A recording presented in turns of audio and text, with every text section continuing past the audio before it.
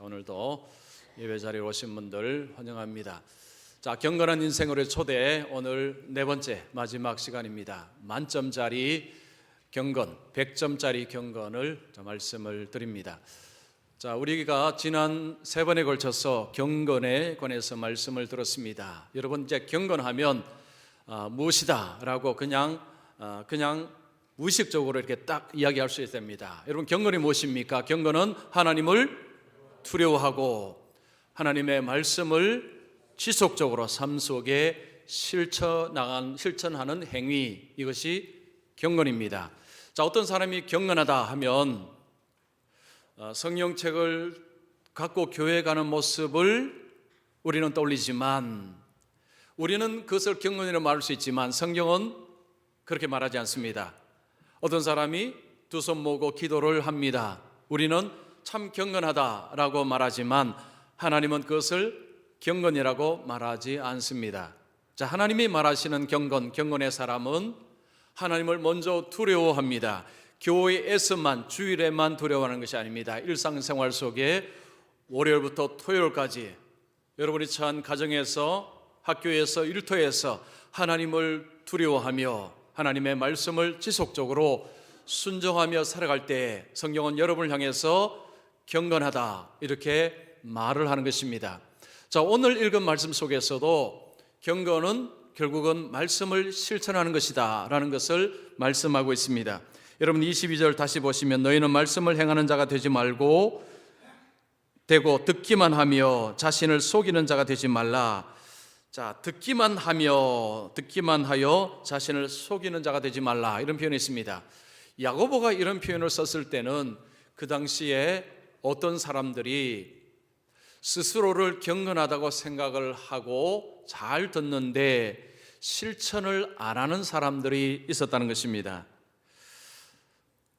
자, 말씀을 잘 듣는 것은 굉장히 중요합니다.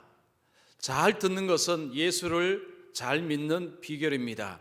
그래서 말씀을 잘 들으실 때, 설교자가 말씀을 전할 때 힘이 납니다. 제가 설교할 때 여러분이 딴 곳을 쳐다본다든지 아니면 스마트폰을 본다든지 아니면 눈을 감고 계신다든지 하시면 제가 이렇게 다 보고 있습니다. 보고 있다가요, 근데 그분에게 눈이 자꾸 가요. 그러면 설교하다가요, 힘이 점점 빠집니다. 그래서 잘 들으시는 것은 설교자에게 굉장히 큰 힘을 주는 비결이기도 합니다. 그래서 저는 잘 들으시는 분들은 정말 칭찬하고 싶습니다. 하나님 그분에게 복을 주시옵소서라고 그렇게 사실을 기도하고 싶습니다. 자, 그런데 하나님은 듣기만 하는 것으로는 안 된다라고 이야기합니다.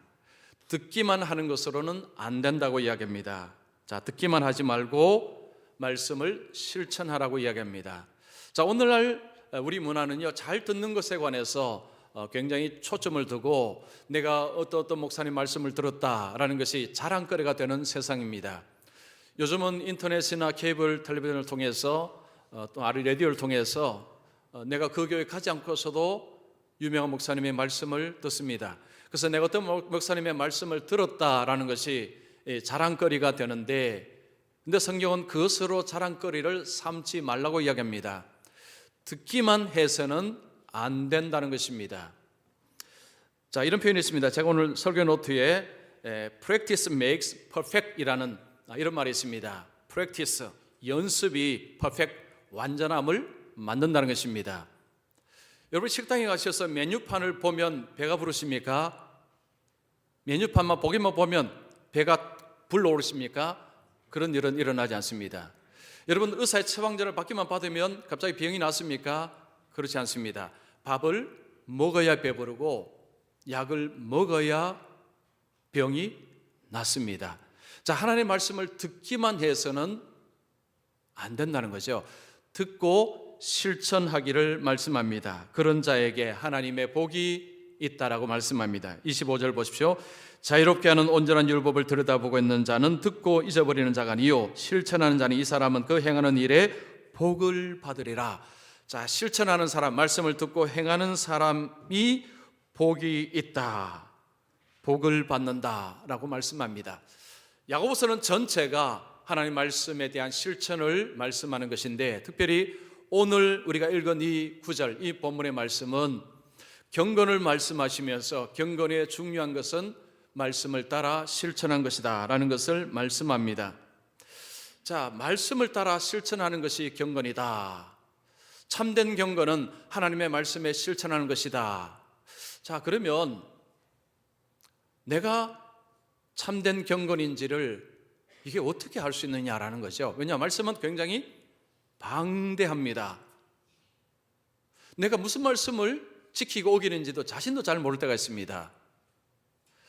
자, 야고보서는 우리에게 세 가지를 이야기합니다. 세 가지. 여러분 27절에 하나님 아버지 앞에서 정결하고 더러움이 없는 경건은 이라는 표현이 있습니다.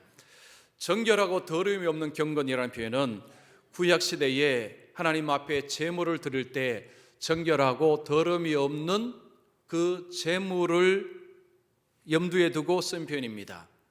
구약에서 하나님은 하나님의 자녀들에게 정결하고 더러움이 없는 제물을 드릴 때 받으신다고 하셨습니다. 자, 하나님이 받으시는 경건은 정결하고 두려움이 없는 경건입니다. 이걸 제가 다른 말로 바꾸겠습니다. 100점짜리 경건입니다. 만점짜리 경건입니다. 자, 하나님이 받으시는 경건, 100점짜리 경건은 도대체 어떤 경건이냐? 말씀에 순종한다는 게 도대체 어떤 말씀에 순종한다는 것인가? 세 가지입니다. 세 가지.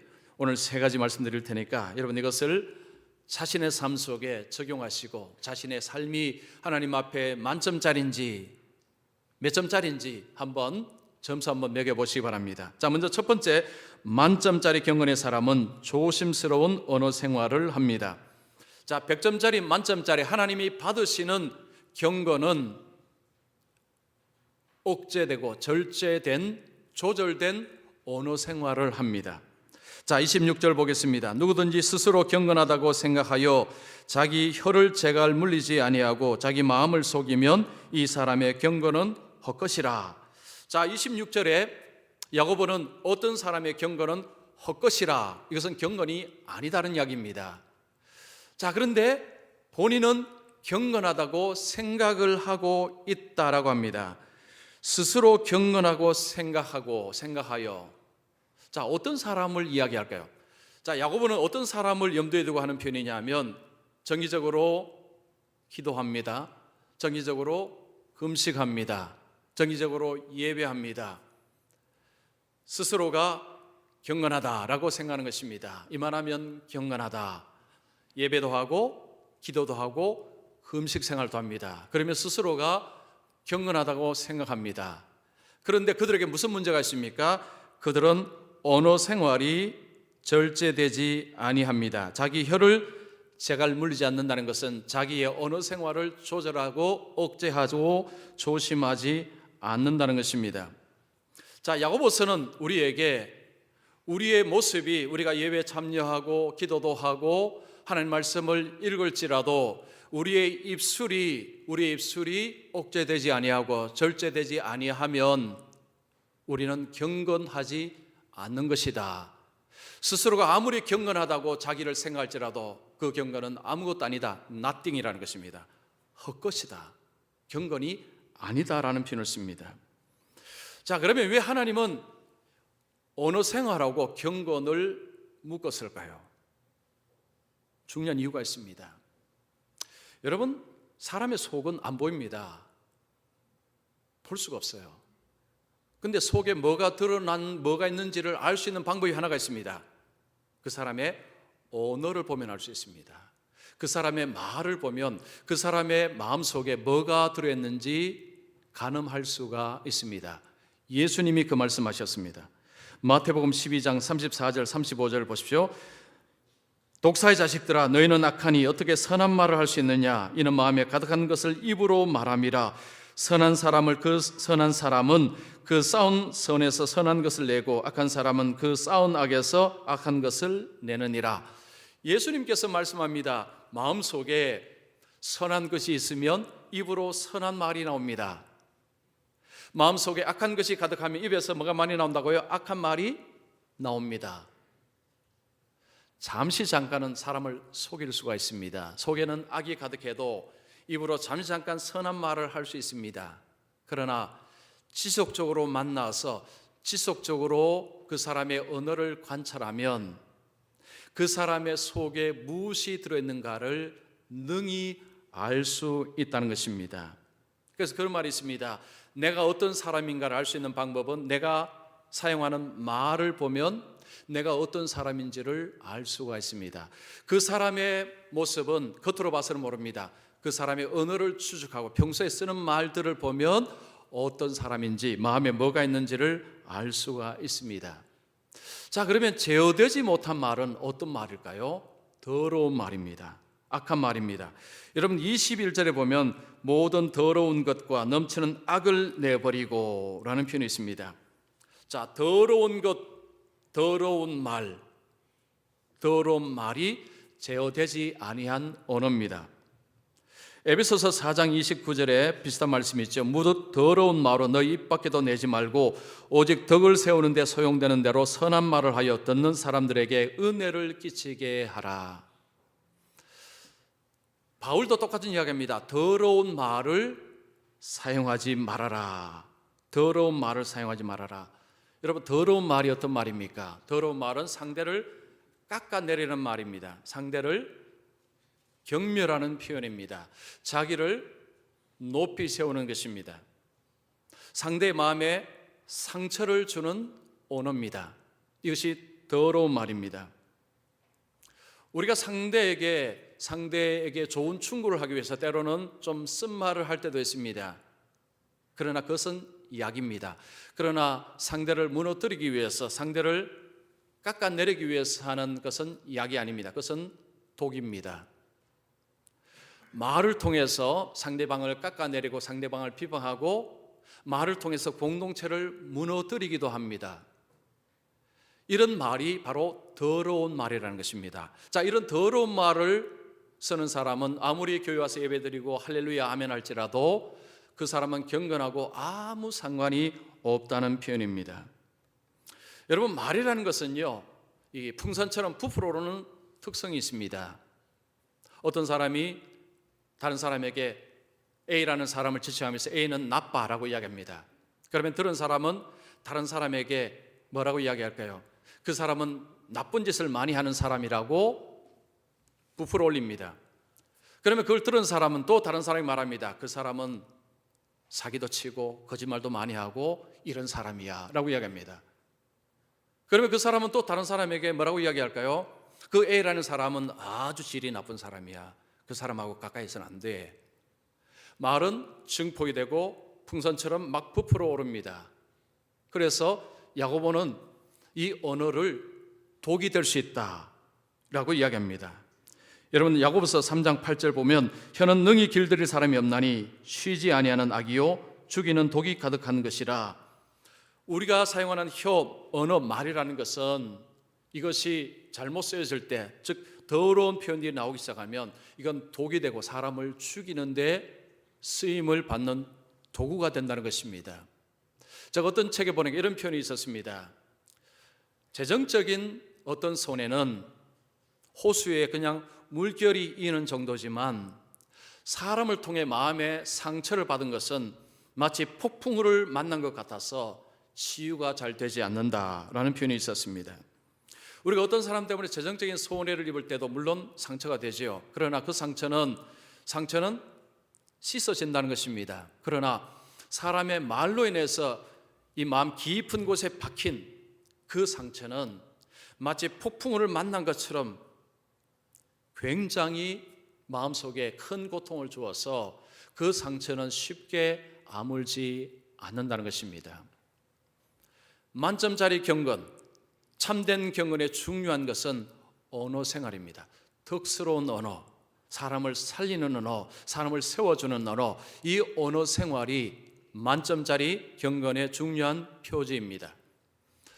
어떤 분이 이 병원에서 검사를 했는데 암으로 진단이 났습니다. 그래서 암 치료를 하게 되었습니다. 암 1기였습니다. 병원에서 이제 치료를 받는데 친구들이 병문안을 옵니다.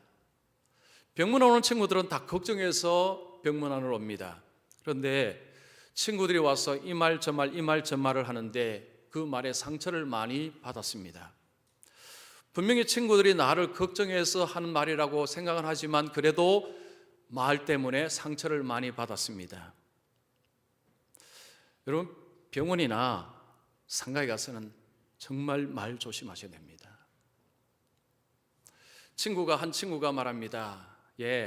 암 일기는 암도 아니야. 그 이야기를 듣고 나서 별것 아닌 걸 가지고 괜히 엄살 부리는 사람으로 자기가 느껴졌습니다. 한 친구는 말합니다. 너 보험 많이 들어놨지? 우리 동네 아줌마는 보험금 타서 해외여행도 하고 명품 백도 샀대. 암은 복 있는 자에게만 찾아오나 봐. 이게 무슨 이야기입니까? 이 이야기를 들을 때요, 보험 사기범이 된 듯한 생각이 들었답니다. 한 친구가 손을 딱 잡습니다. 그 친구는 이미 자기도 암을 알아본 친구입니다. 손을 잡고는 우리는 잘못한 것 없어. 암이라는 손님이 찾아왔을 뿐이야.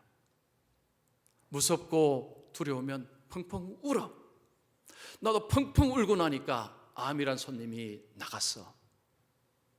너에게도 너가 힘들고 어려우면 울어. 그러면 암이 나갈 거야. 근데 이 말에 엄청난 위로를 받았답니다. 말은 잘 해야 됩니다. 잘 말해야 됩니다. 말은요, 그냥 해서 되는 게 아니고요, 잘 말해야 됩니다. 예수 믿는 사람은요, 특별히 말을 가려서 잘 하셔야 됩니다. 자, 우리는 한 배를 타고 갑니다.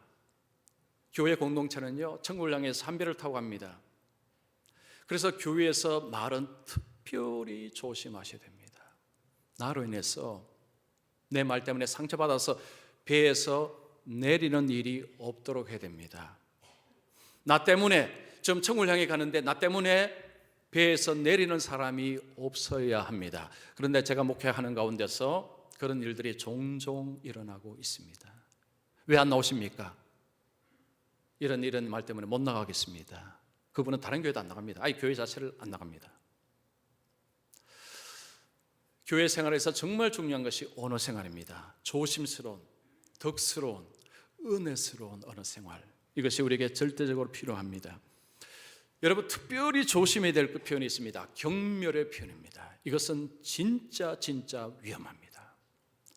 이 워싱턴대에 존 고트만이라는 교수가 있습니다. 이분은 가정 사역의 어떤 전문가입니다. 이분은 부부의 대화 내용을 한 15분만 들어보면 이 부부가 앞으로 이혼할지 안 할지를 95% 집어낸다고 합니다.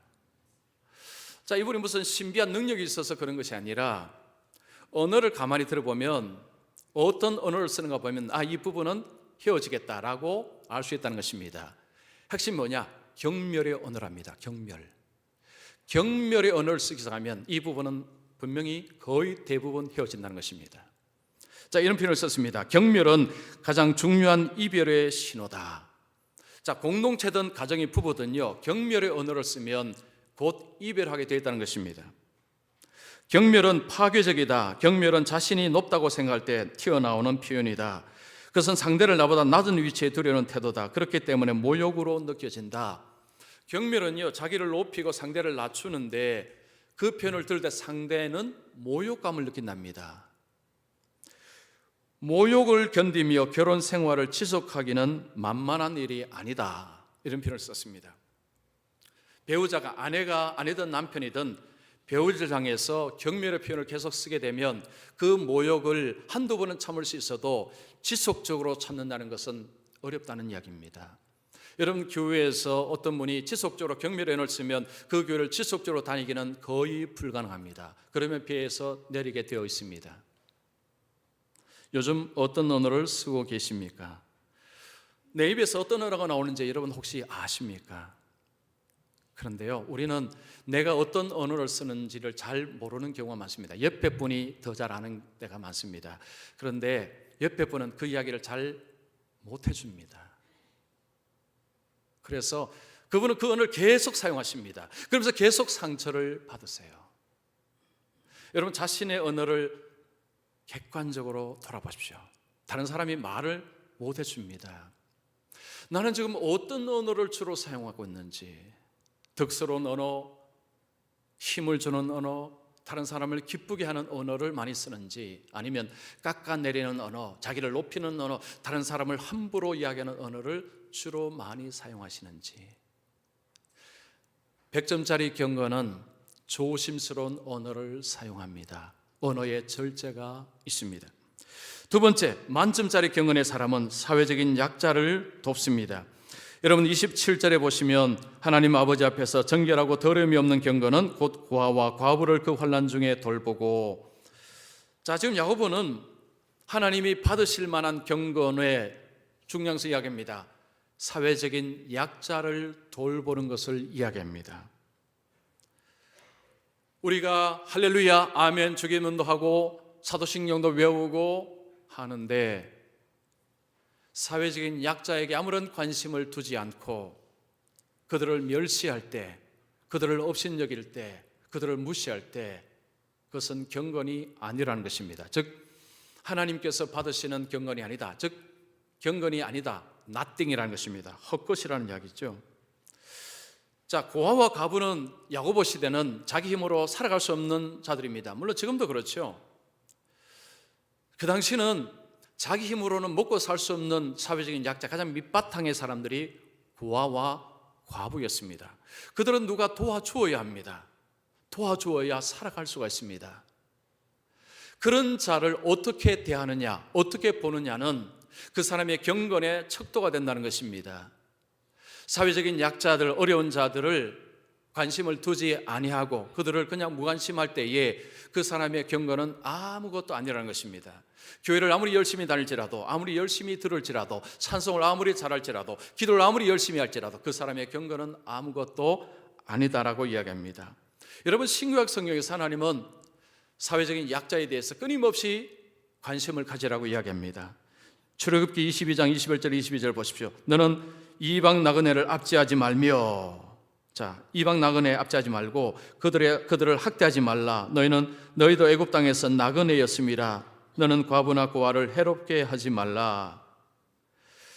자, 구약에도 고아, 과부, 나그네, 그들은 사회적인 약자입니다. 도와줘야 됩니다. 그런 자를 학대하지 말아라. 돌보라는 이야기입니다.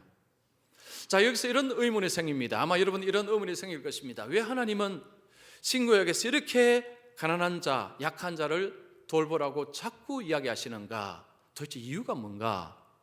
이런 의문 안 가져보셨습니까? 이 의문을 가져봐야 됩니다. 자, 하나님은 약한 자를 편애하실까요? 아닙니다. 그래서 그런 것이 아닙니다. 자, 제가 질문합니다. 예수님은 이 땅에 강자로 오셨습니까? 약자로 오셨습니까? 여러분 확신이 안 되십니까? 답을 모르십니까? 다시 질문할게요. 자, 예수님이 이 땅에 강자로 오셨습니까? 약자로 오셨습니까? 약자로 오셨습니다. 예수님은 왕궁에서 태어나지 않았습니다. 권력가의 집에서 태어나지 않았습니다. 예수님은 미혼모의 몸에서 태어났습니다. 예수님은 결혼하기 전에 이미 잉태되었다고 했습니다. 예수님은 가난한 집안에 태어났습니다. 예수님은 이 땅에 오실 때 강자로, 강한 자로 오지 않았습니다. 이것은 중요한 것을 이야기합니다. 여러분, 기독교의 복음은요, 강자의 복음이 아닙니다. 세상은 강한 자가 되어라, 정복하라, 남을 이겨라, 이게 세상의 요구입니다. 성경은 거꾸로 이야기합니다. 자신을 낮추어라. 심령이 가난한 자는 천국이 그들의 것임이라고 했습니다. 복이 있나니. 어린아이처럼 자기를 낮추지 아니한 자는 천국에 들어갈 수 없다고 했습니다. 기독교의 복음은, 구원의 복음은 자기를 낮추는 자입니다. 나는 죄인입니다. 나는 쓸모없는 자입니다. 주여 나를 불쌍히 여겨 주시옵소서. 이것이 복음의 핵심입니다. 주님께서 왕궁으로 오셨다면 그 말씀 자체가 들어가지를 않습니다. 자기는 강한 자이면서 무슨 소리 하느냐 이렇게 되는 거죠. 예수님은 약한 자로 오셔서 인생을 구원하시는데 거기에 상징적인 엄청난 의미가 있다는 것입니다. 그래서 만약에 어떤 사람이 약한 자를 멸시하면 이건 누구를 멸시하는 것입니까? 누구를요? 다시요. 누구를요? 예수님.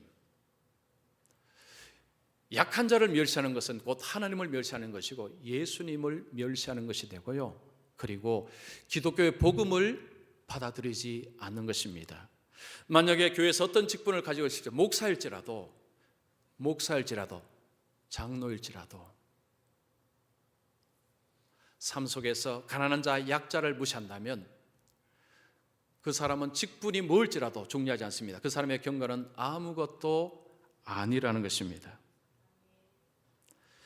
예수님께서 약자로 오셨습니다.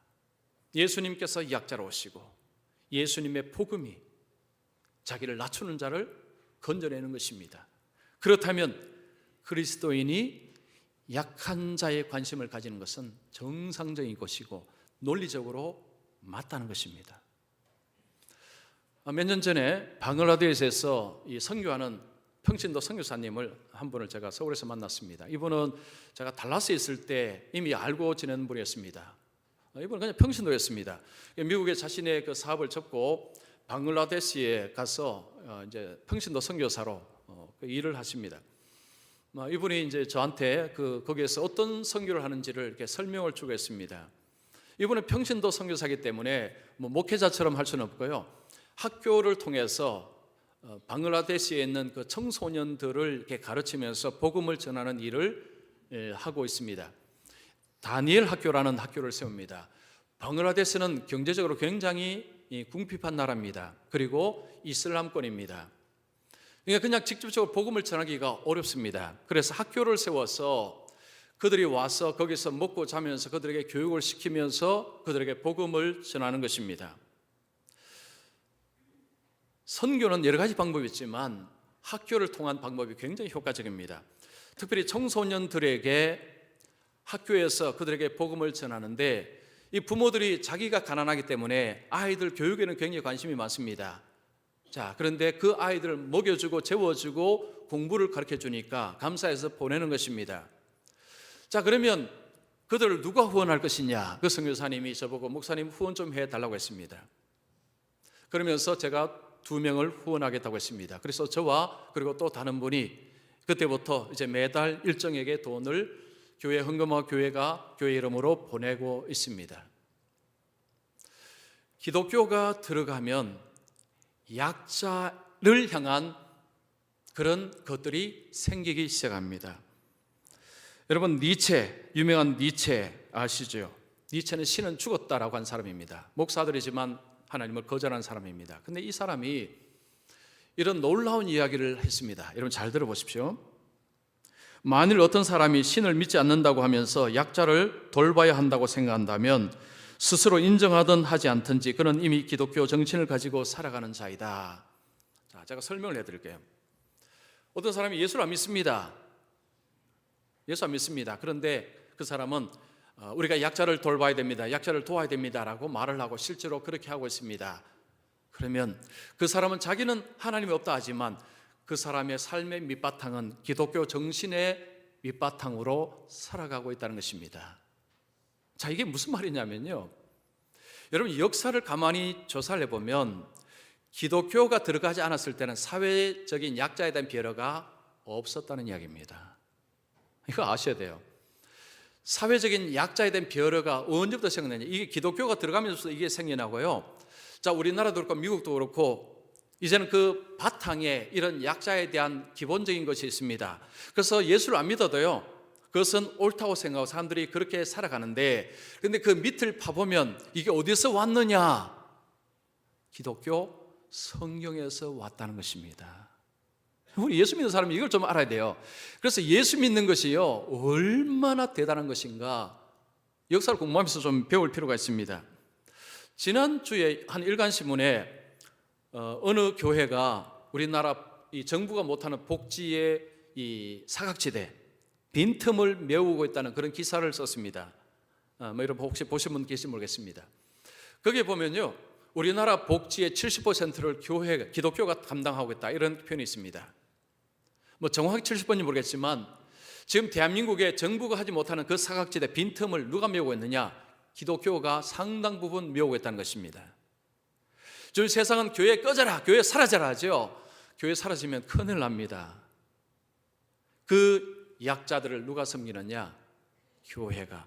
6.25 전쟁 이후에 많은 고아들 그리고 폐허된 나라에서 정말 거기에서 그 약자들을 섬기는 데 있어서 큰 일을 한 사람들이 기독교인들입니다. 이건 사실입니다. 혹시 작년에 성탄 특집극을 보신 분 계십니까? 헤브론 병원, 캄보디아의 헤브론 병원에 관한 그 방송을 했습니다. KBS가 그 방송을 했습니다. 한국의 의사가 그 캄보디아, 경제적으로 가난한 나라의 캄보디아에 가서 공짜로 수술을 해주고 고쳐줍니다. 중환병은 한국으로 오게 만들고 한국에서 고쳐서 보내는데 다 공짜입니다. 그런데 지금 이분이 얼마나 열심히 했던지 본인도 지금 몸이 지금 안 좋아요.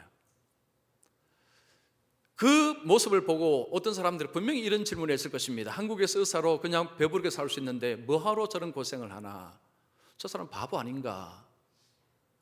그런데 그분의 입에서 이런 표현이 나왔습니다. 자기는 기쁘다고 했습니다. 몸은 고달프지만 마음은 너무 기쁘답니다. 그 기쁨 어디서 왔겠습니까? 왜 이런 일을 하느냐? 예수님 때문에 한다고 합니다. 예수님 때문에. 여러분, 기독교인 그리고 기독교의 중요한 모습이 바로 약자에 대한 배려입니다. 꼭 해외에 나가지 않아도요, 우리 주위에 나보다 힘이 약한 사람, 내 밑에 있는 사람에 대한 배려가 또한 약자에 대한 배려입니다. 여러분, 직장에서 높은 자리에 계시면 아래 사람에 대한 배려가 있어야 됩니다. 예수 믿는 사람이 아래 사람에게 갑질하게 되면 그분의 경건은 헛것입니다. 아무것도 아닙니다. 그분의 직분이 뭐든지 중요하지 않습니다. 그분의 경건은 헛것입니다. 신문에 이런 표현이 있었습니다. 직장에서 갑질을 할 때 밑에 사람이 이런 증상이 나타난답니다. 당신을 똑바로 쳐다보지 않는다, 시선을 피한다, 함께 있으면 불안해한다, 농담을 건네도 웃거나 화답하지 않는다. 혹시 직장에서 아래 사람이 이렇게 행동하면 여러분이 갑질하고 계신 것입니다. 예수 믿는 사람은요, 갑질하는 사람이 되어서는 안 됩니다. 아래 사람을 억압하는 사람, 자기보다 힘이 없는 사람을 억압하는 사람은 그리스도인이 아닙니다. 그 경건은 헛것입니다. 가짜입니다. 만점짜리 하나님이 받으시는 경건은 사회적인 약자를 배려하고 그들을 돕는 것이라고 말씀합니다. 자, 세 번째, 만점짜리 경건의 사람은 세속을 따라가지 않습니다. 자, 27절 후반절 보시면 또 자기를 지켜 세속에 물들지 아니하는 그것이니라. 여러분, 세속이 무엇입니까? 사전에 찾아보면요, 세속은 세상의 일반적인 풍조라고 나옵니다. 그것은 그냥 보통 사전의 정의고요. 성경에서 세속은 부정적인 의미가 있습니다. 일단 하나님을 제거합니다. 하나님을 제거하고 하나님을 없애고 하나님 없이도 잘 살 수 있다고 말하는 주장, 가치관, 세계관, 이 모든 것이 이 세속이라는 것입니다. 그래서 세속에 물든다는 것은 하나님 없이도 우리는 잘 살 수 있고 하나님 없이도 우리는 능히 모든 문제를 풀 수 있고, 이런 말하는 주장, 가치관, 이런 것들이 바로 그것을 따라갈 때 세속에 물드는 것입니다. 사도 바울도 비슷한 이야기 했습니다. 로마서 12장 2절 보십시오. 너희는 이 세대를 본받지 말고 오직 마음을 새롭게 함으로 변화를 받아 하나님이 선하시고 기뻐하시고 온전하신 뜻이 무엇인지 분별하도록 하라. 바울도 똑같은 이야기 하죠. 이 세상을 본받지 말라. 이 세상은 어떤 세상입니까? 하나님이 없다는 세상입니다. 하나님을 제거한 세상입니다. 하나님을 제거하고 모든 주장, 가치관, 이런 것들을 본받지 말라고 이야기합니다. 요즘 책이나 인터넷이나 방송은 끊임없이 진화론을 이야기합니다. 진화론적인 자연주의, 물질주의, 향락주의, 세속적인 인본주의를 열심히 강조합니다.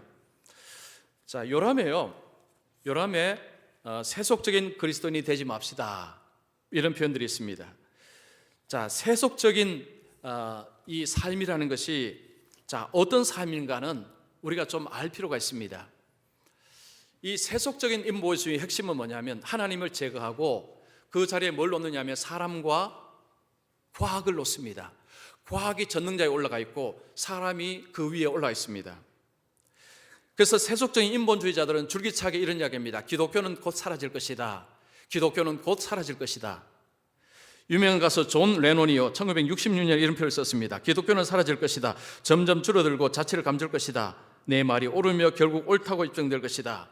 이 존 레논이 엄청난 말을 했습니다. 기독교는 곧 사라질 것이다. 내 말이 입증될 것이다 라고 고언을 했습니다. 자, 제가 질문할게요. 여러분, 기독교가 점점 사라지고 있습니까? 점점 성장하고 있습니까? 어떻게 아시죠? 우리나라 보면 성장하고 있다고 말하기가 어렵습니다. 자, 전 세계적으로 보셔야 됩니다. 전 세계적으로는 기독교가 점점 성장하고 있습니다. 중국은요, 지금 기독교가 엄청나게 자라고 있고, 아프리카, 라틴 아메리카, 그리고 여러분 미국을 뭐 이상하게 말하죠? 그렇지 않습니다. 제가 미국 살아봤지만요, 대단합니다. 교회들 엄청나게 모입니다. 굉장히 예수 잘 믿는 분들이 너무너무 많습니다. 기독교가 사라진다고요?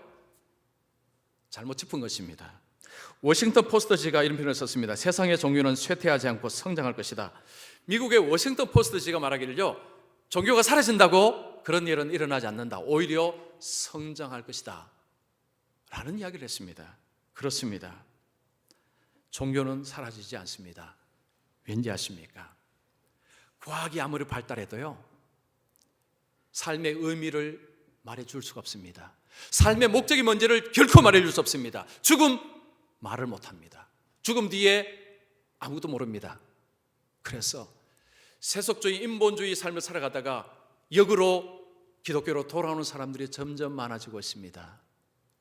그것도 똑똑한 사람들 중에서.